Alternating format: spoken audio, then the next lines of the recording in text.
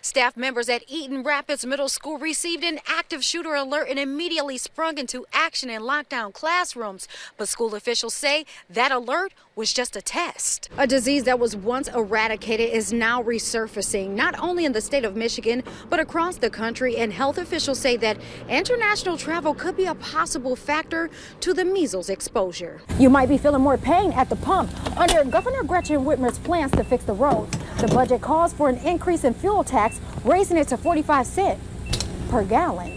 And here on River Street in East Lansing, as you can see, that water is pretty high, and I witnessed 3 cars stall out after drivers tried to make it through the other side. That tornado hit 100 structures here in Vernon Township, and behind me is a machine shop in ruins with $3.5 million in damages. Here at Sparrow's Herbert Herman Cancer Center, doctors are providing patients with an option to help them boost their confidence while fighting for their lives. Due to the threat of another ice jam that can cause more flooding, Portland City Manager Tuck Gorman told me that there are many unknown variables as it relates to damage assessment and cleanup efforts. And tonight I spoke with attorneys representing the second wave of Nassar survivors, and they are telling me the group is calling on board members to take corrective action and acknowledge the university's mishandling of the Larry Nassar investigation. This is where the nightmare began for Hannah Barron's family. It's the location where the 19-year-old was shot and killed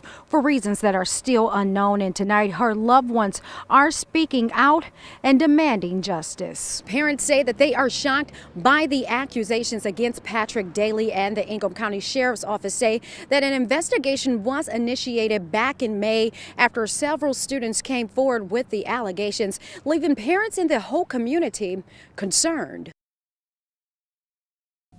After 3 months on the job, Sparrow is releasing a statement saying that E.W. Tibbs is no longer serving as president and CEO of the health system. Now, the decision comes just a week after the company learned Tibbs is the defendant in a sexual assault lawsuit involving a nurse at his former employer, Centra Health. Tonight, Sparrow spokesman John Truscott tells me he can't get into the specifics of the departure agreement, but this statement says in part, quote, effective March 21st, 2019, E.W. Tibbs Jr. is no longer employed by Sparrow Health System. The Sparrow Health System board will be meeting in the near future to determine the timeline and next steps for replacement, end quote. Stephanie Hale filed the lawsuit claiming Tibbs sent her sexually suggestive emails during her time at Centra under a decoy account. The allegations date back to 2017, accusing Tibbs of sexually assaulting her in a hotel room in Lynchburg, Virginia. Part of the altercation was caught on tape. I'm going to be honest with you, I had no idea she had anybody with her. The incident shows Hale's boyfriend confronting Tibbs and demanding money in what she describes as an extortion plot. Right now, you better come on out here and talk to me.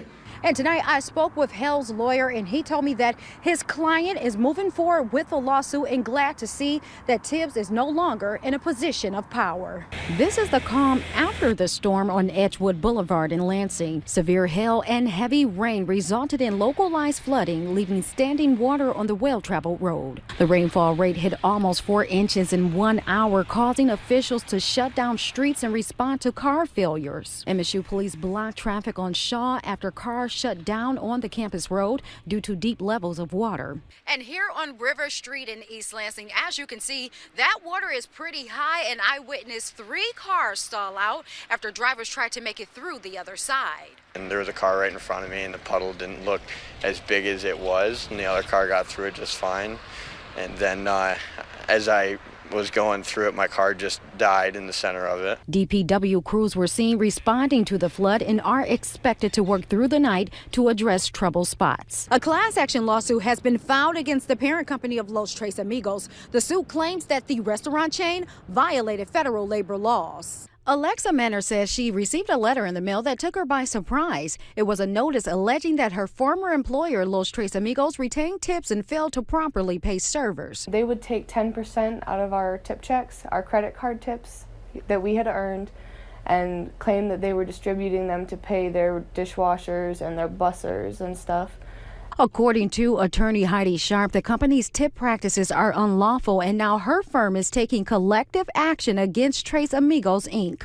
Yes, Verizon Wireless confirming tonight that U.S. Signal is the third party responsible for the service disruption. News 10 received numerous tips stating that the problem started in a building on the 300 block of North Washington Square in downtown Lansing, but that has not been confirmed. Now, this afternoon, I stopped by looking for a manager, and when I walked in, I found these cables on the floor. I was able to get in touch with the property owner. He told me the building houses rack rooms and fiber cables for 6 communication companies. Those companies were not disclosed.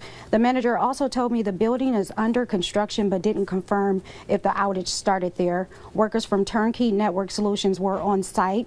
Their webpage describes them as a telecom infrastructure company.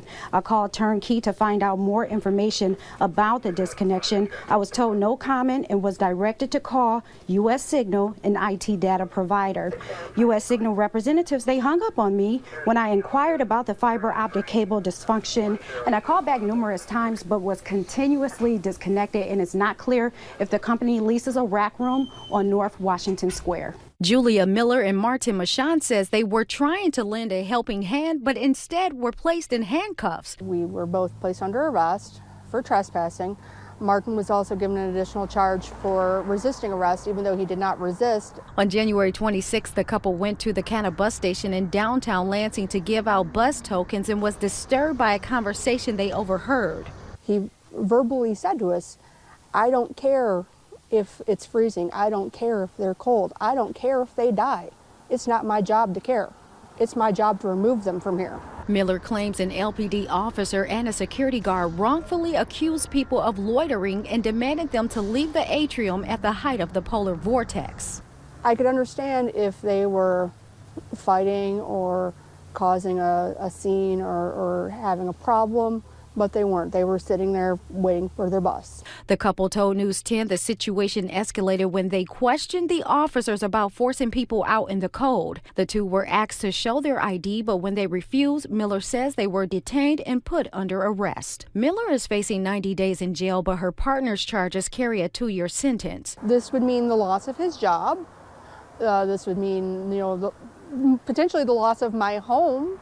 We live here together. If I don't have, him to cohabitate with, what am I going to do? Both the Lansing Police Department and Canada officials say they will not comment on this situation because it is still under investigation. Reporting in Lansing, Cryss Walker, News 10.